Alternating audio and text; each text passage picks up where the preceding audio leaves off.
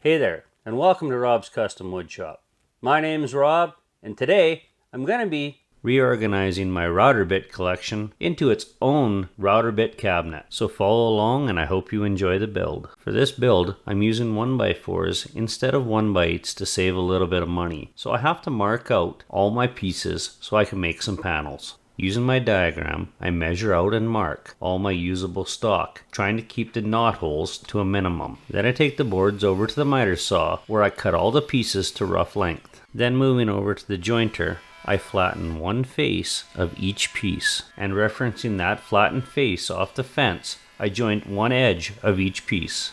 Then using the flattened edge as a reference against my clamps, I glue the jointed edges together to start making panels. And like making all my panels, I use a liberal amount of glue and moderate clamping pressure to make sure that the panels stay flat and square. And once completed, I can set it aside and glue the rest of the panels up. Once all 7 panels are completed, I let them sit overnight to cure. The next day, I scrape off the squeeze out before putting each piece through the planer to bring them to a uniform thickness. And then using the flattened side as a reference against my fence, I joint one edge to make it perpendicular to the face.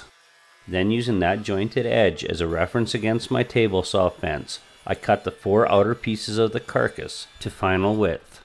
Once the pieces are cut to width, I use my crosscut sled to square up one edge, and then I flip the piece over and cut it to final length.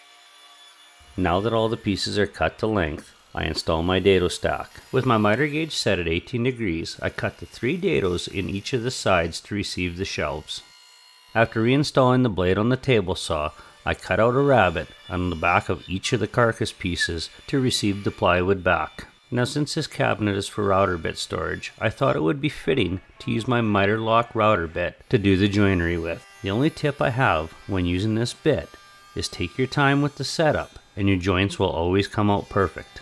To cut the vertical slots, my fence isn't quite high enough to cut the piece at exactly 90 degrees. So I improvised. I cut a groove in a scrap piece of wood to hold my square upright. Then I used that scrap to hold pressure against my piece as I pushed it through the router bit. Once I have all the joinery completed, I can measure out the piece I need for the back. Then using the table saw, I cut down a piece of 1/2-inch plywood, first to width, and then using a crosscut sled, I cut it to length. With that done, I'm ready to start my first glue up. I use a liberal amount of glue on the miter locking joints. Using a small stick, I make sure to get glue on all of the surfaces. Then I flip the carcass around, add glue to the other side, and then I add clamps. Just 2 clamps on each joint is more than enough to hold it. Then I lay a bead of glue into the rabbet on the back of my carcass before installing the back, which I just shoot some 1-inch brads in to hold in place. Once the carcass is glued together, I can get the final measurements for the shelves. Then I tip my table saw to 18 degrees and cut all 3 shelves to width.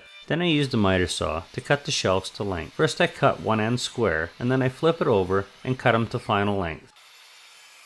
Next I draw a grid out on all 3 shelves. Using the drill press, I drill in a series of 1/2-inch holes, and then in between those, I drill in a series of 1/4-inch holes. Before installing the shelves into the carcass, I give everything a very thorough sanding from 150 all the way up to 220 grit. And then once all the fun sanding was done, I put a bead of glue into each of the dados for the shelves, and then I install each of the shelves. I use a couple of brads in each shelf to hold them in place while the glue cures. And with the carcass complete, I can start working on the door. I take a few measurements before heading over to the table saw, where I cut a 1x6 into rough width. Once I have my rough width established, I start the milling process to make all the pieces for the door a uniform thickness. Full disclosure, because the pieces you see me milling are not the pieces I end up using. The original design for this door was 2 8-inch doors with 1.5-inch stiles and rails. But after seeing them laid out on the carcass, I decided that wasn't the look I wanted. So then I changed the design to be 1 door with 1.5-inch stiles and rails. Again, I didn't like the way the design looked. So I ended up at my final design, which ended up being 2-inch stiles and 2 3/4-inch rails with a 2-inch divider in the center. Now that I finally have the design locked down, I can start with the joinery. And for this, I'm using simple tongue and groove joinery. I start off by cutting a 1/4-inch groove down the center of each of the pieces, which will accept the panel and the tenets. Then using my miter gauge to support the piece and my fence as a stop, I sneak up on the perfect fitting tenet. Now I was going to make floating wooden panels for my door, except for I changed my mind at the last minute and decided I wanted something see-through. So I decided to go with this 1/4 inch plexiglass. To cut this, I swapped out my 50 tooth combination blade and put in a cross-cut blade, which give me clean, crisp cuts.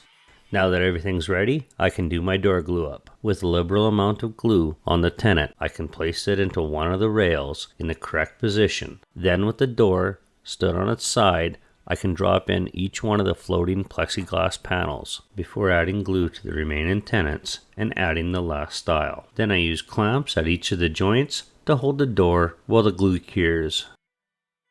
And always remember, when you're making a door, check it for square once it's in clamps. Once the glue is cured, I can take it out of the clamps and give it a thorough sanding through the grits.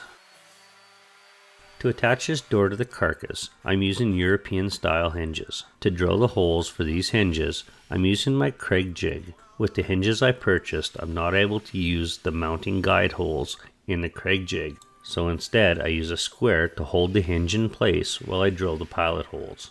After mounting the hinges in the door, I can take the door over to the carcass and mount the hinges to the carcass as well. After seeing the installed door, I did not like the look of the square corners, so I took it off and took it over to the router table where I give it a very heavy round over before reinstalling it on the carcass. And then I added finish, which was 2 coats of this gray paint and primer combo. And as an end result, I feel this cabinet is a good start to the upper cabinets I want to add around my shop. Do you have any tips, tricks, or questions on this project? Leave a comment down below. I'd love to hear from you. And if you liked this video, please hammer that thumbs up. If you'd like to see more of my videos, don't forget to subscribe and ring that little notification bell so you never miss when I upload new content.